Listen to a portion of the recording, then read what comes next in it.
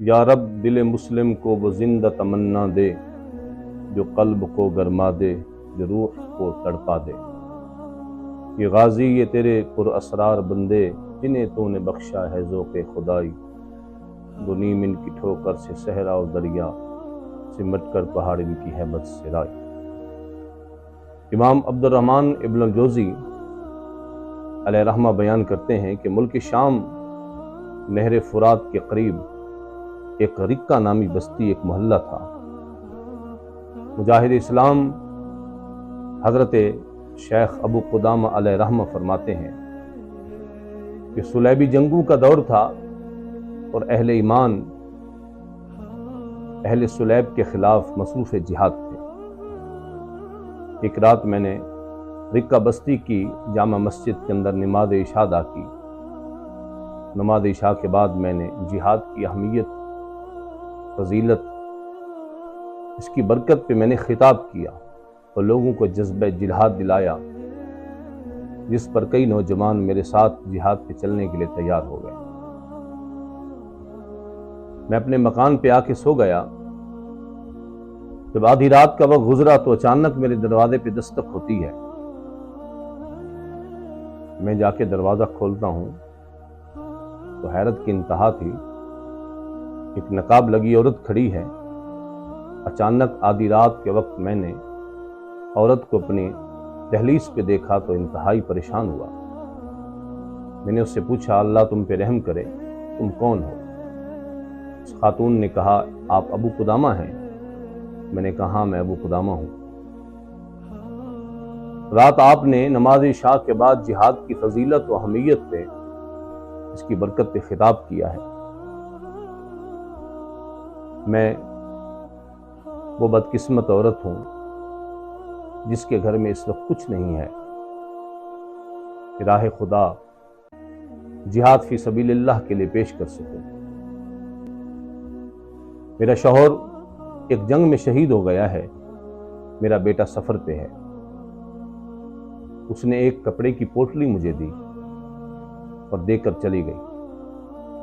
میں نے جب پوٹلی کو کھولا تو اس میں عورت کے بالوں سے ایک بنی ہوئی رسی تھی اور اس کے ساتھ ایک کاغذ بھی تھا جس پہ لکھا تھا، اے ابو قدامہ، میرے پاس کچھ نہیں کہ میں راہ خدا میں پیش کر سکوں۔ میں نے اپنے سر کے بال کاٹ کے اس سے ایک رسی بنائی ہے، لے جائیے میدان جنگ میں، راستے میں کسی مجاہد کے گھوڑے کو اس رسی سے باندھ دیجیے، شاید اللہ میری اس کاوش کو قبول کر لے۔ ابو قدامہ فرماتے ہیں، یقیناً عورت کا بال کاٹنا اسلام میں جائز نہیں ہے، لیکن اس نے جذبہ غلبہ جہاد کی وجہ سے ایسا کر لیا ہے۔ صبح کے وقت ہم روانہ ہو چکے تھے۔ کچھ دور نکلے تو پیچھے سے گھوڑ سوار نے آواز دے رہا تھا کہ ابو قدامہ رک جاؤ۔ میں نے مجاہدین سے کہا، تم چلو میں اس سے مل کے آتا ہوں۔ جب وہ شخص قریب آیا تو میں کیا دیکھتا ہوں کہ ایک نقاب لگا نوجوان ہے، بےتابی کے ساتھ مجھے کہہ رہا ہے کہ اللہ کا بڑا کرم ہے کہ آپ سے ملاقات ہو گئی، نہ جانے اگر آپ آگے نکل جاتے تو آپ سے ملاقات نہ ہو پاتی۔ میں نے اس سے پوچھا، تم کون ہو؟ اس نے کہا، میں راہ خدا میں لڑنے کے لیے، جہاد پہ جانے کے لیے آیا ہوں۔ ابو قدامہ فرماتے، میں نے اس سے کہا کہ اپنا نقاب ہٹاؤ، پہلے مجھے اپنا چہرہ دکھاؤ، اگر تیری عمر میدان جہاد میں لڑنے کی ہوگی تو یہ ضرور لے جاؤں، ورنہ اگر تیرے ماں باپ حیات ہیں تو واپس جا، ان کی خدمت کر۔ جب اس نے چہرے سے نقاب ہٹایا تو شباب کا عالم تھا، نیا نوجوان تھا۔ میں نے اس سے پوچھا، کیا تیرے ماں باپ حیات ہیں؟ اس نے کہا، میری ماں حیات ہے۔ اس نے کہا، جاؤ اس کی خدمت کرو۔ اس نے کہا، ابو قدامہ ایسا مت کہو، میں ماں سے اجازت لے کے آیا ہوں، اگر تم جاننا چاہتے ہو کہ میری ماں کون ہے تو رات تیرے در پہ آنے والی، تجھے پوٹلی دینے والی، اپنے بال کاٹ کر مجاہد اسلام کے گھوڑے کو باندھنے کے لیے رسی بنانے والی وہ خاتون کوئی اور نہیں، وہ میری ماں ہی۔ میں سفر سے واپسی آیا ہوں جیسے گھر میں قدم رکھا ہے، سلام کے بعد میں نے پہلی بات ماں سے یہی سنی کہ بیٹے جلدی سے تیار ہو جاؤ رسول اللہ کے دین پہ قربان ہونے کے لیے۔ پھر اس کے جذبہ جہاد کو دیکھ کر ابو قدامہ کہتے ہیں میں نے اس کو ساتھ لے لیا۔ دوران سفر ایک جگہ پر قیام کا وقت آیا، کھانے پکانے کی نوبت آئی۔ اس نوجوان نے کہا حضور آپ مجھے اجازت دیجیے، مجاہدین کے لیے کھانا میں تیار کروں۔ ہم نے اسے اجازت دی۔ ہم نے اسے کہا ذرا دور جا کے آگ جلاؤ تاکہ مجاہدین کو اس کی تپش سے پریشانی نہ ہو۔ اس نے جا کے آگ جلائی۔ ہم سب سو گئے۔ جب کچھ دیر گزری، کچھ اور لمحات گزرے، میں نے کسی سے کہا جا کے دیکھو اتنی دیر ہو چکی ہے ابھی تک کھانا تیار نہیں ہوا۔ ہم نے جا کے دیکھا کہ وہ نوجوان پتھر کا سرہانہ بنائے نیند کی آغوش میں چلا گیا، ہانڈیاں چڑھی ہے۔ میں نے قریب جا کر اسے جگایا نہیں کیونکہ مجھے سفر کی تھکاوٹ کا احساس تھا، لیکن میں کیا دیکھتا ہوں کہ وہ نوجوان اچانک سوتے سوتے مسکرا رہا ہے، اور مسکراتے وہ ہنس پڑا اور ہنستے اس کی آنکھ کھل گئی۔ اس نے کہا چچا ابو قدامہ مجھے معاف کیجیے گا، بس سفر کی تھکاوٹ کی وجہ سے میری آنکھ لگ گئی۔ لیکن میں نے اس سے پوچھا بیٹے تم مسکرا کیوں رہے تھے؟ اس نے کہا میں جنت کی سیر کر رہا تھا، اور چلتے چلتے اچانک میں نے ایک حسین و جمیل حور کو دیکھا۔ پھر کچھ آگے بڑھا تو ایک حوروں کا جھرمٹ دیکھا، جنہوں نے مجھے دیکھتے ہی کہنا شروع کر دیا کہ یہ مردیہ کا شوہر ہے۔ میں نے اس سے پوچھا کیا مردیہ تم ہو؟ اس نے کہا نہیں، ہم تو اس کی خادمائیں ہیں، وہ ہماری سردار ہے۔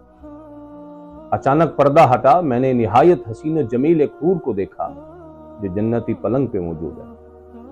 میں نے اس کے قریب جانا چاہا تو اس نے کہا ابھی ٹھہر جاؤ، ایک قدم کا فاصلہ باقی ہے۔ میدان جہاد سے کہا جاتا ہے کہ جنت کا فاصلہ ایک قدم کا ہے، جس پر میری آنکھ کھل گئی۔ ابو قدامہ فرماتے ہیں کہ جب ہم جہاد پہ پہنچے اور دشمن سے مقابلے کا وقت آیا تو میں نے اس نوجوان کو سب سے آگے صف میں دیکھا، اور جب دشمن سے جنگ شروع ہوئی تو دشمن کی صفوں میں گھس گیا، شیر کی طرح دشمن کو کاٹ رہا تھا۔ اللہ اکبر کی صدا بلند کیے جا رہا ہے۔ ہم نے اسے لڑتے لڑتے دشمن کی صفوں میں گھستے ہوئے دیکھا۔ کچھ لمحات کے بعد وہ نظر نہ آیا۔ دوپہر تک جنگ جاری رہی۔ اللہ تعالیٰ نے اہل ایمان کو فتح عطا فرمائی۔ مال غنیمت کا اکٹھا کرنے کے بعد لوگ اپنے عزیز و اقارب کو تلاش کرنے لگے۔ مجھے اچانک اس نوجوان کا خیال آیا۔ میں اس کی تلاش میں نکلا۔ جاتے جاتے اچانک ایک پتھر سے کسی کی آواز آئی کہ میرے چچا ابو قدامہ کو بلاؤ۔ میں اس آواز کی طرف گیا تو کیا دیکھتا ہوں وہ زخموں سے نوجوان چور چور ہو کر زمین پر رکھا ہے، اور دشمن کے سارے وار اس کے سینے پہ لگے ہیں۔ میں نے جا کے اس کے سر کو اپنی جھولی میں رکھا۔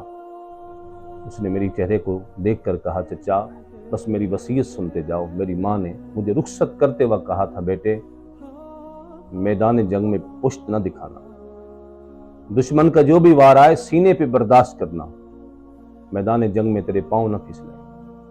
دیکھ چچا میں نے اپنی ماں کا حکم پورا کر دیا، دشمن کا ہر وار میں نے سینے پہ برداشت کیا۔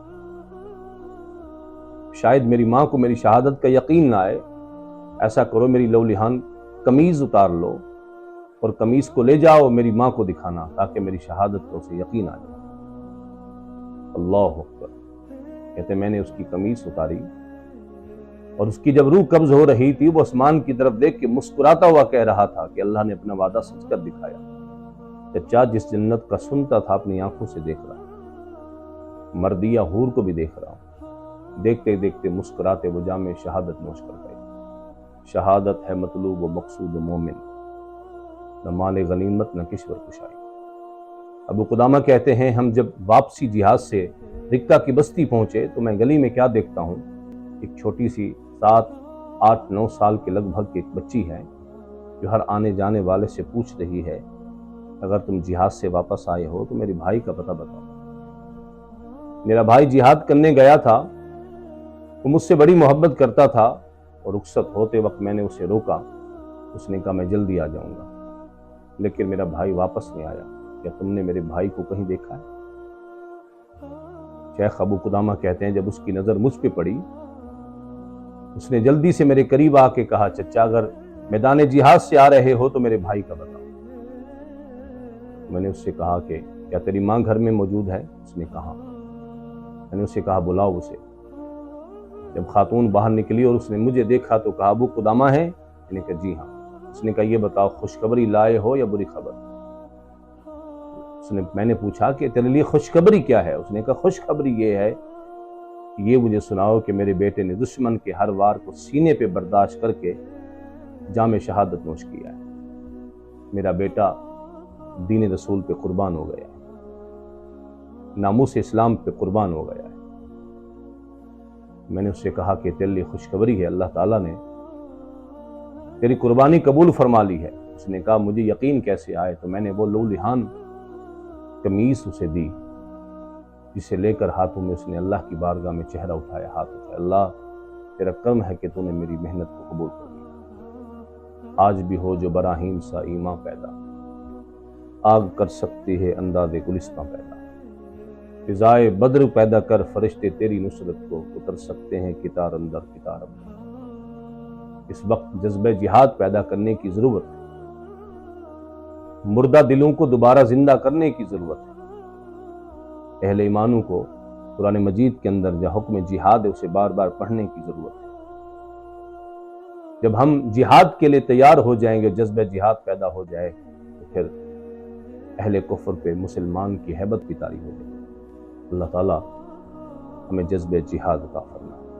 وآخر دعوانا ان الحمد للہ۔